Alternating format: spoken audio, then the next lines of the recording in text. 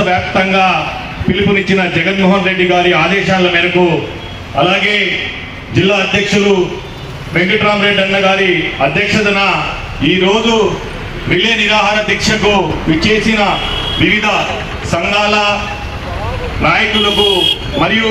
పార్టీలో వివిధ సంఘాల అధ్యక్షులు మరియు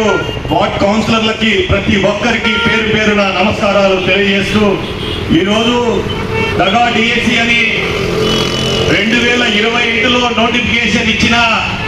ఈ కూటమి ప్రభుత్వం, ఈ లోకేష్ గారి అధ్యక్షన జరిగిన ఈ డిఎస్సిలో అవకతవకలు జరిగాయని రాష్ట్ర వ్యాప్తంగా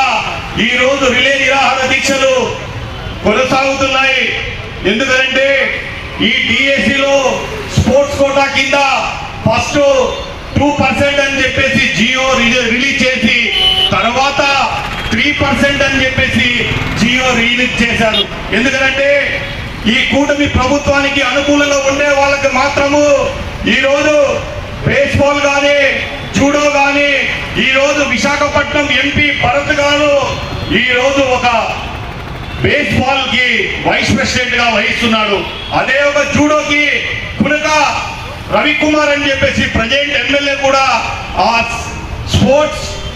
సెక్రటరీగా వ్యవహరిస్తే, ఈరోజు వాళ్ళకి ఎవరైతే లబ్ధి ఉన్నారో వాళ్ళ పార్టీలో ఎవరైతే ఉన్నారో వాళ్ళకు మాత్రమే ఈ స్పోర్ట్స్ కోటా దగా జరుగుతుంది. ఎంతో మంది నేషనల్స్ మరియు వచ్చేసి ఇంటర్ యూనివర్సిటీ ప్రతి ఒక్కటి ఇంటర్నేషనల్ గోల్డ్ మెడలిస్ట్ సాధించినా కూడా ఈ డిఎస్సిలో ఫలాన్ని వాళ్ళకి రావట్లేదంటే ఈ ప్రభుత్వం ఎంత నిర్లక్ష్యం వహిస్తుందో ఒక్కసారి ఆలోచించాల్సిన అవసరం మనందరికీ ఉందని, ఎంతైనా ఉందని చెప్పేసి తెలియజేసుకుంటున్నాను. అలాగే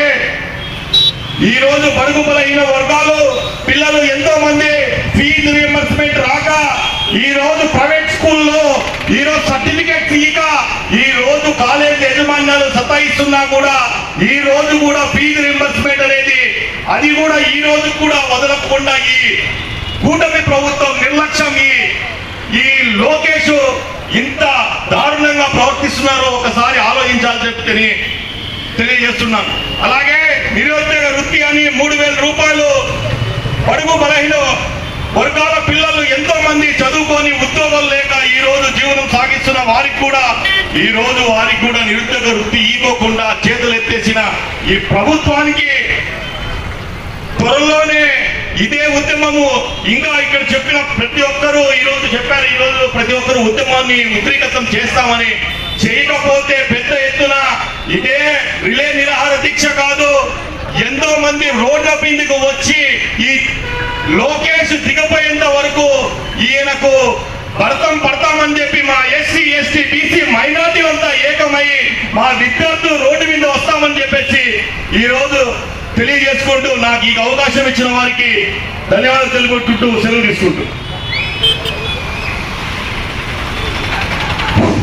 సోషల్ మీడియా విభాగం నుంచి బాబా సలాంని మాట్లాడుతున్నారు. ASB